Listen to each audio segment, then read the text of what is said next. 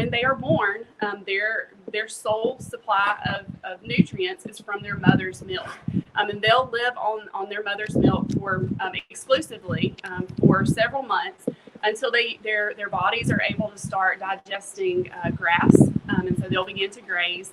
And farmers will often do what's called creep feeding, where we allow the baby calves to get into an area where they can start to learn to eat grain feeds, and their bodies can get adjusted to it sort of gradually as they're still on their mother's milk. It's a good way to sort of get them used to feeding. Well, it's also just like we do in children. When you were growing up, your mother started feeding you more solid foods, and that's what we're doing with the kids. We're feeding them a pellet, something to help supplement the mother's milk, to start naturally weaning them off where they start wanting to eat feed, wanting to eat grass. Their body's able to process it better, and it's just kind of a natural progression of it. They start eating those things and almost weaning themselves off their mother's milk by the time they're 5 to 6 months old.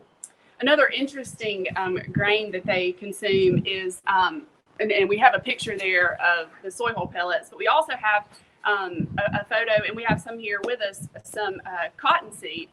Cattle, we do feed our cattle cottonseed through the winter months.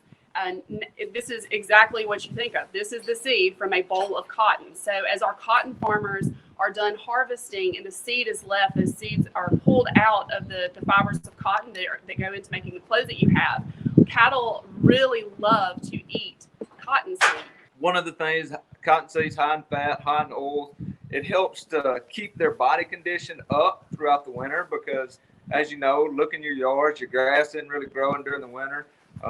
It's not very plentiful, and when you got cows on top of your pastures eating that grass and it's too cold for it to grow back, therefore you help supplement those cows with things like cottonseed, soy hulls, or hay to help their body condition, keep them fat, and the best words to use to keep their bodies working, producing that milk to help that calf gain as much weight as it possibly can throughout some of the tougher times of the year.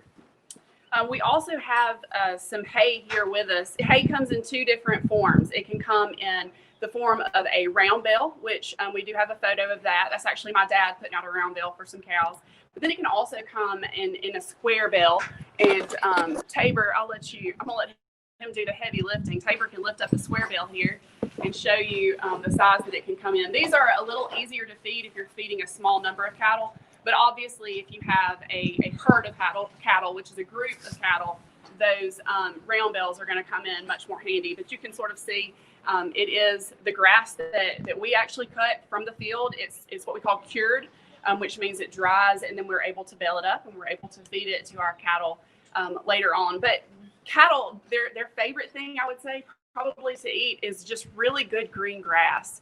And this time of the year, since the rain has been cooperative with us and the weather is starting to warm up, we have lots of really good green grass around here, and they're loving it.